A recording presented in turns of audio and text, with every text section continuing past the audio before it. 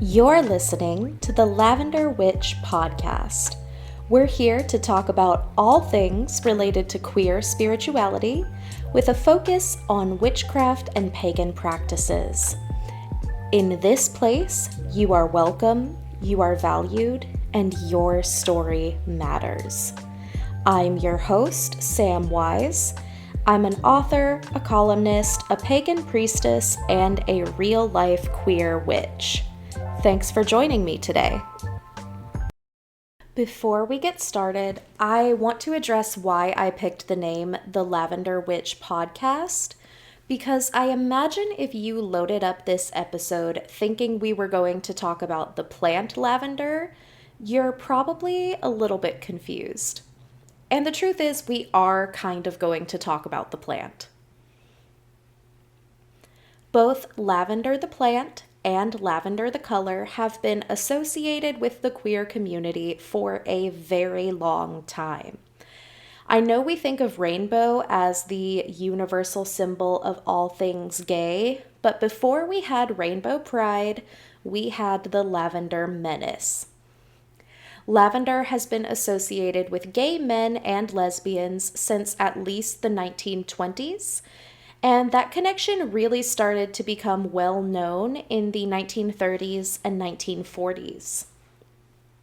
In 1969, feminist leader Betty Friedan publicly called lesbians a lavender menace and said that addressing queer women's issues would undermine the feminist movement. In response to that comment, a lesbian activist group disrupted the Second Congress to Unite Women in 1970, and they did this wearing handmade lavender t-shirts with the words Lavender Menace printed on them, which I think is just so badass. These activists took over the stage and they opened a discussion about homophobia in the women's rights movement, which again, such a badass move. And if you're curious and would like to learn more about this history, queer disabled icon Jessica Kellgren-Fozard has a very well-researched YouTube video about this topic, which I will link in the show notes. I wanted to incorporate the color lavender into the name of this podcast and the title of my book because that connection to queer history is really, really important to me. I am someone who does a lot of ancestor work in my personal practice, but like a lot of other queer people, I don't have a great relationship with my biological family, which brings up a lot of very mixed feelings about my biological ancestors. So I find myself doing a lot of work with my queer community ancestors who may not be related to me by blood, but who are connected to me by our shared identity and because they built the community that I'm part of today. When I wrote my book, it was very important to me that I honor these queer ancestors in a very explicit way. So I chose the title Lavender Witchcraft because it explicitly names and honors the experiences and activism of queer people in the 20th century. And likewise, I chose the name of this podcast to honor that connection. So that's why I'm the Lavender Witch instead of the Rainbow Witch or the Pride Witch, and that's the story behind the name.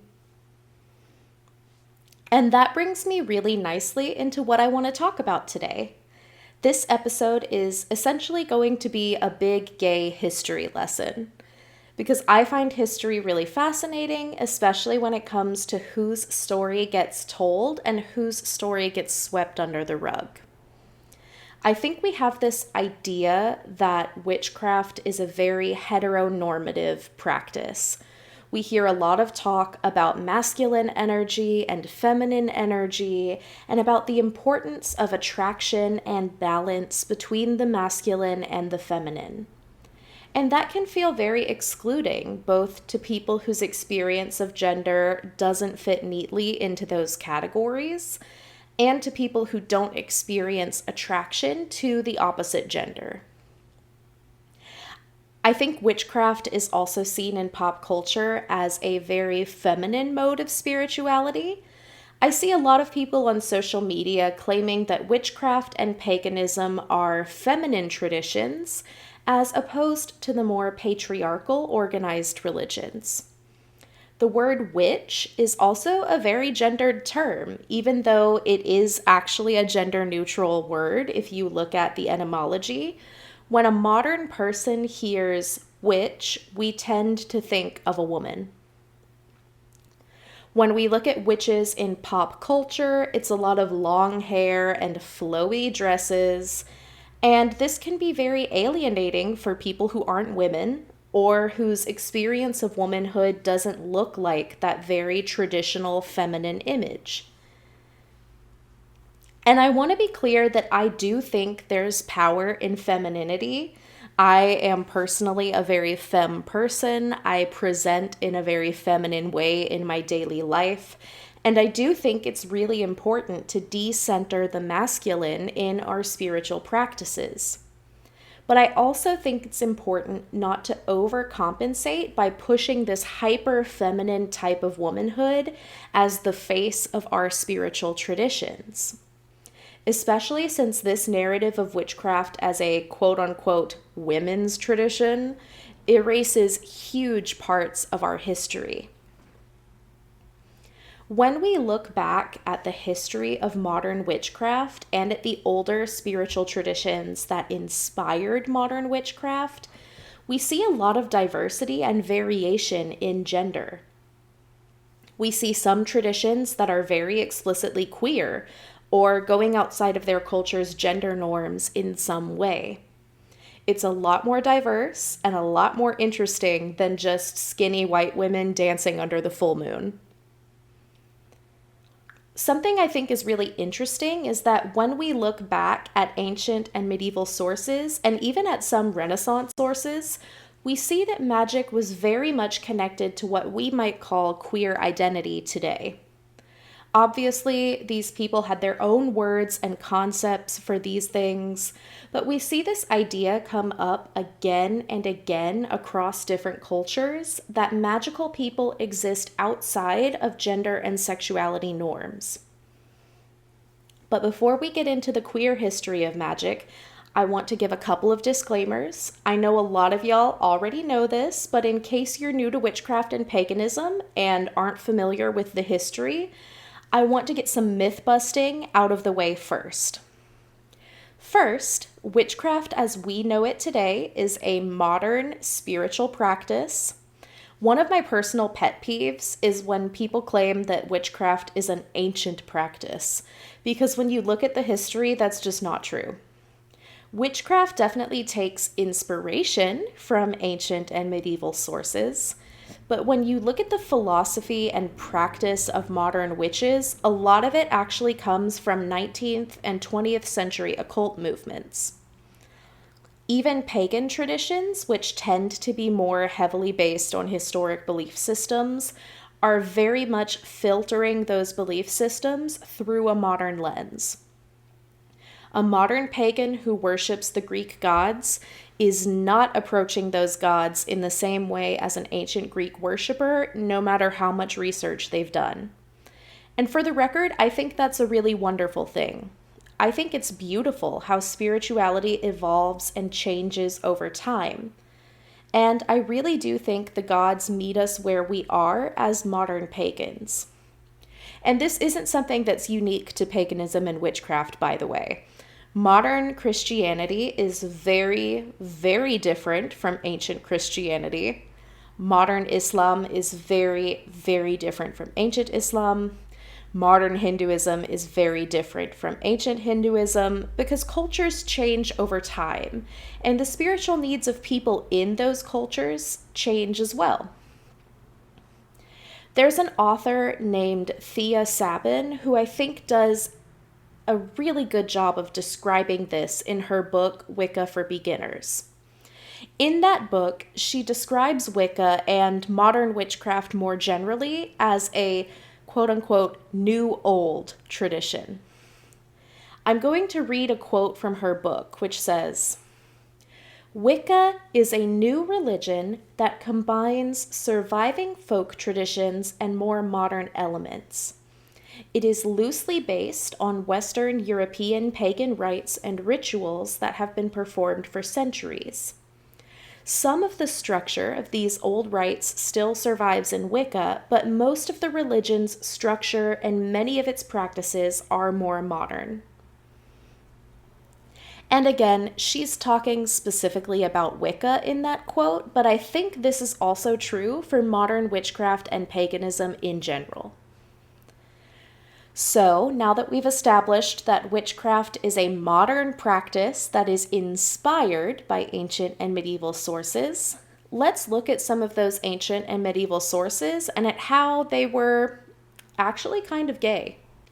When I was doing research for my book, I read sources from Europe, from Africa, from Asia, and from both North and South America. And I found that across all of these continents and cultures, there was this through line of magic and the other world being connected to people living outside of their culture's gender and sexuality norms. In some cases, these people were explicitly identified as witches or as sorcerers, and in other cases, they were seen more as healers or as spiritual leaders. I'm just going to quickly name off some of my favorite examples of this, but please know that this is not an exhaustive list of magical queer people from history. Please also know that several of these words are in dead languages, so I am doing my best with pronunciation, but we can only do so much when a language is extinct. So in ancient Mesopotamia, we have Salzikram, which literally means women men, and these were priests of the goddess Inanna, and although many of them were born male, they dressed and acted in feminine ritual roles. There's a pretty compelling argument to be made that there's a connection here to the experiences of modern transgender women. In ancient Rome, we have the Galli, singular Gallus, who were male castrated priests of the goddess Cybele. Their function was similar to the Salzikram in Mesopotamia, and they were a very important part of the worship of one of Rome's most popular goddesses, which is very interesting because Rome was deeply misogynist and deeply patriarchal, but we see this really important cult that had these transgender or non-binary priests, if we want to put a modern word on it. In ancient China, there was the Shifu, which is a class of men who were scholars and state officials. But what's really interesting is that this scholar social class was strongly associated with same-sex relationships. But they were also seen as having a very prestigious social standing. So it doesn't seem like being gay was seen as dishonorable or as a bad thing, at least at that time in Chinese history. And many, many North American indigenous cultures have a tradition of third gender spiritual leaders, including the Lamana of the Zuni Nation, the Bate people of the Crow Nation, and the Kwedo of the Tewa Nation. And of course, this tradition is where we get the concept of being two-spirit, which is a very important part of queer and trans identity to a lot of indigenous people today. And again, I want to be very clear that I am not arguing that all of these people in history were witches, or even that they have a direct connection to modern witchcraft, but I wanted to give some examples from different cultures of this very common idea that being in some way queer or transgender is a source of spiritual power. That idea really is at the core of my own queer witchcraft practice and the way I approach queer spirituality in general. I see our identities as a source of spiritual power and of strength, not as something that needs to be accommodated or managed. And if we look back at history, we can also see how queer identity, or more accurately, social fears about queer people, have really shaped the mythology of the witch as an archetype in Western culture. When we look at European folklore and even at things like trial transcripts from the European witch trials, we see a lot of anxiety around people failing to perform their gender in the right way, or failing to fall into a heterosexual social role. And we can see how those anxieties were sort of folded into stories and art depicting witches. When we look at myth and folk tales about witches or similar figures, we see that a lot of them are about women or feminine men who behave in ways that goes against their society's expectations based on their assigned gender. And in many of these stories, the witch is explicitly described as being a divine being or a supernatural being, which again connects back to that idea that queer identity is inherently magical or spiritual. We see some really excellent representations of this in Greek mythology with figures like Circe and Medea. Circe is not only not serving men the way Greek women were supposed to, but she is turning them into animals.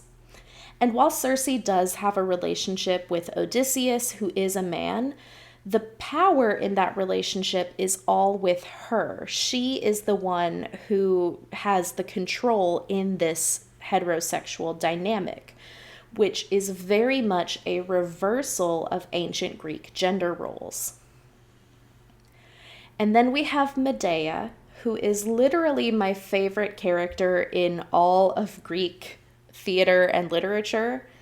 And with Medea, we see an even more explicit reversal of feminine social roles than with Circe, because Medea kills her children. Spoiler for a play that is several thousand years old, but Medea kills her children. She completely rejects her role as mother, as someone who nurtures and protects. And instead, she becomes the destroyer, not just of her children's lives, but of her husband's legacy.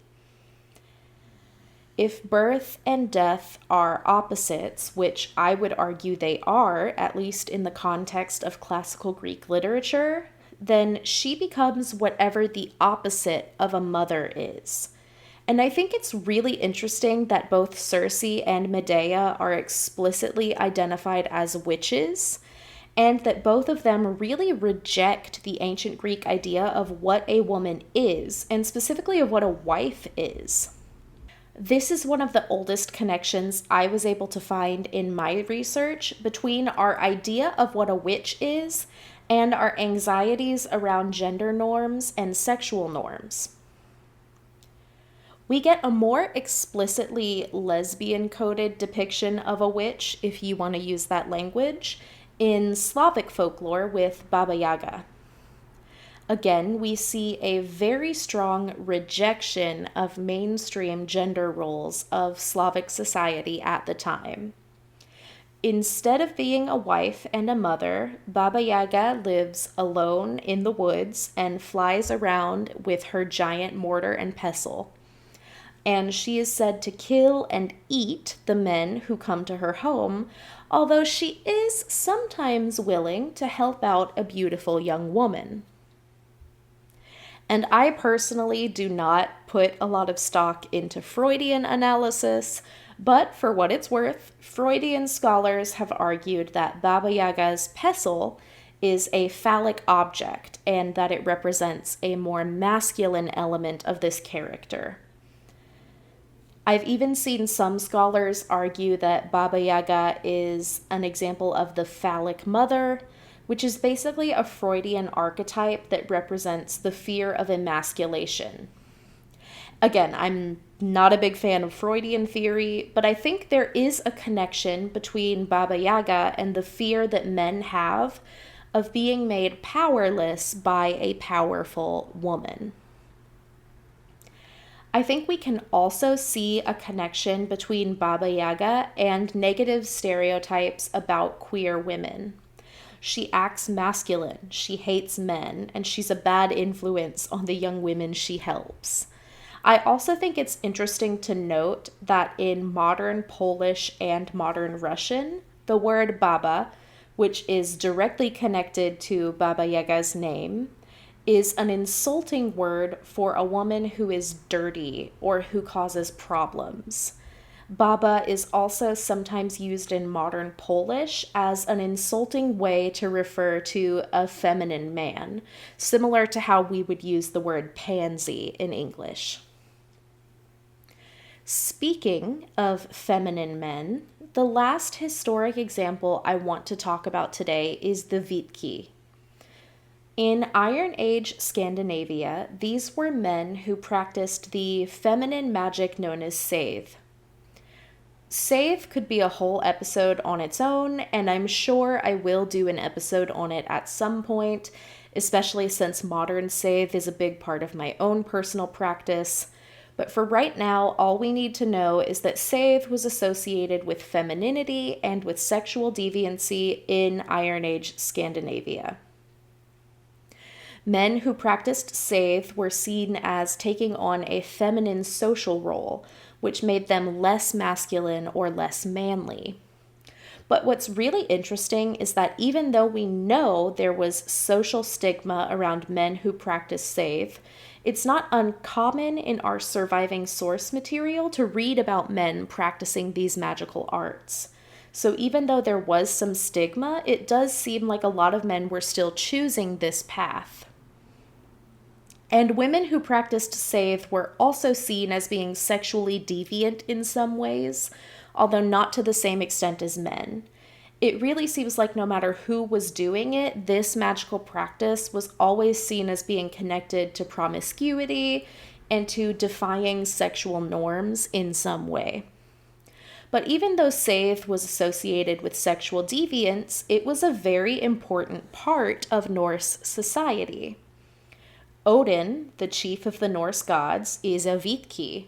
He's also explicitly described as someone who has sex with both men and women in the Poetic Edda. So in some ways, queer identity is very central to several of our surviving Norse myths.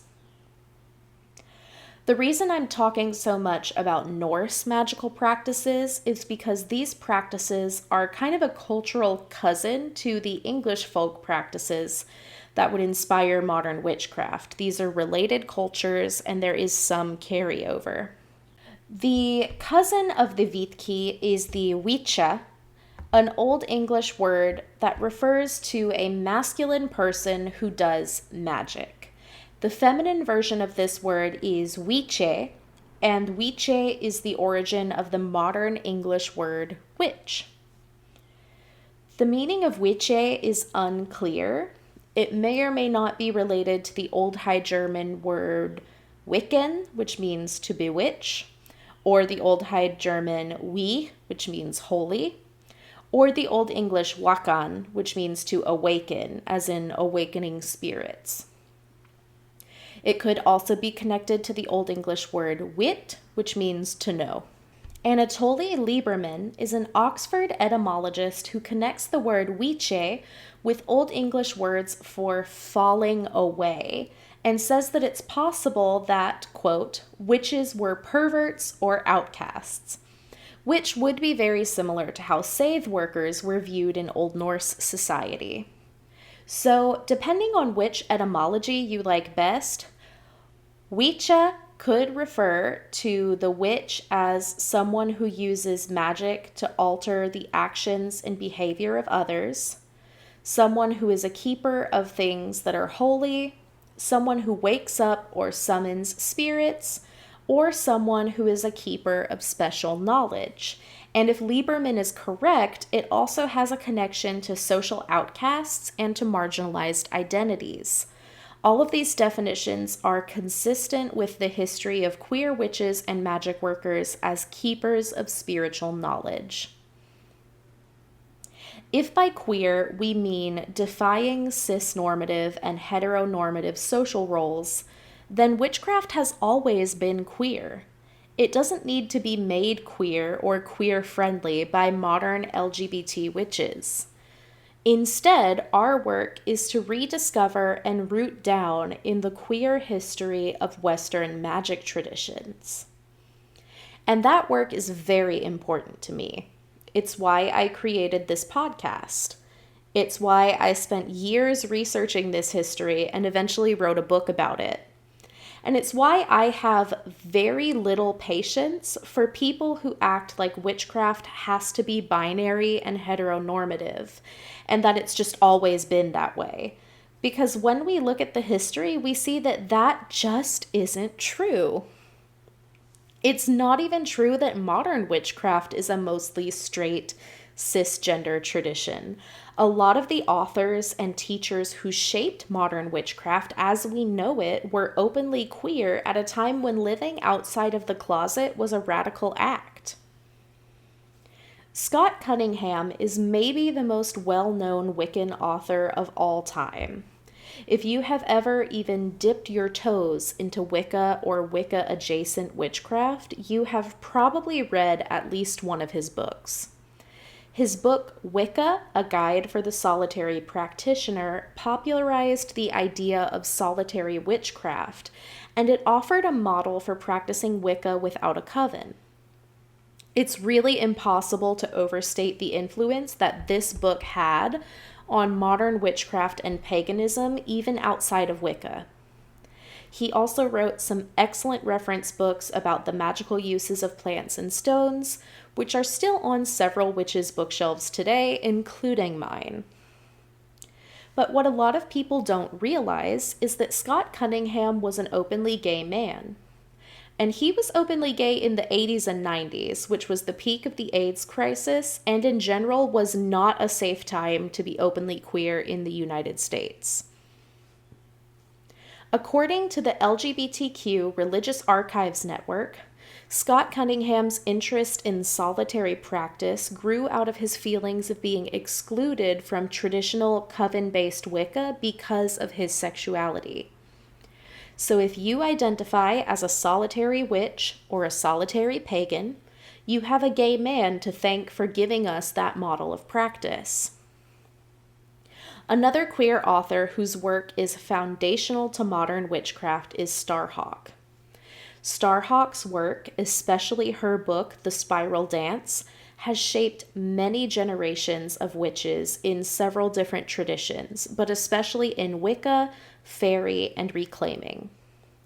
Starhawk has identified herself as bisexual and has described her sexuality in interviews as fluid.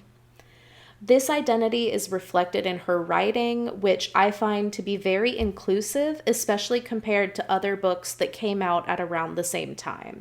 And I want to hold up that Starhawk is still very active and is doing really great work today. I also want to say that it always feels a little icky to speculate about real people's sexualities or about how they might identify. So while there are a lot of other authors whose work definitely reads as very queer to me, I'm not here to make guesses about who was or is secretly in the closet.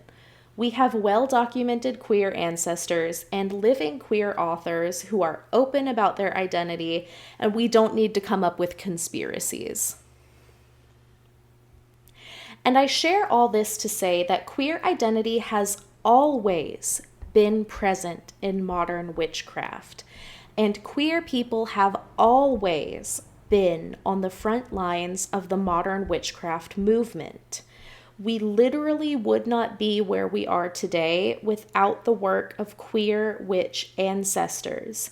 And that's really the point I want to drive home with this episode. If this has been interesting to you, or if you'd like to learn more, I do have a whole book about this topic coming out in just a couple of months. It's called Lavender Witchcraft, Crafting Queer Magical Practice. It's being published by Moon Books, who have been an absolute joy to work with. And it is available for pre-order now wherever you get your books. So if you really want to dive deep into queer witchcraft, that's a resource that's available for you. And pre-orders are probably the single best way to help out authors you want to support, so it does help me out as well. That said, I don't want anyone listening to feel like they have to order my book. Part of the reason I started this podcast is because I genuinely think this information should be available for free to people who need it. I have definitely been in a place financially where I didn't have money for new books, and if that's where you're at, I still want you to be able to enjoy the podcast. And if you're just not interested in my book, that's okay too. I'm still grateful to you for hanging out with me and listening to me yap about gay history. Moving forward, I'm planning to release new episodes every other week, and I've got some guests coming on the show that I'm really, really excited about, so I hope you'll stick around for that. You can find show notes, including a complete list of my sources for this episode, on my website. That's samwisethewitch.com. You can also find me on social media at samwisethewitch, except for on TikTok, where I'm at author samwise. And if you're in the southeastern United States and would like to hang out with me in person, I will be at several Pride events this month. I will be at Bloom, a Sapphic solstice experience, on Sunday, June 21st at 4:30 p.m. This is a lush, sensual, and very queer event in Atlanta, Georgia, hosted by the wonderful folks at Sapphic Souls. This space is designed for sapphics of all genders, with a focus on uplifting queer and BIPOC artists, but everyone of any identity is welcome. There will be burlesque, pole dancing, fire, DJs, and immersive garden magic. I'll be there doing tarot readings and giving away free resources for developing your queer pleasure magic practice. And it's going to be an absolutely incredible night. I'll have that event page linked in the show notes. I will also be at the Rome, Georgia Pride Festival on June 27th. And this is a really special event for me because I grew up in North Georgia and I know how much we needed something like this in that area.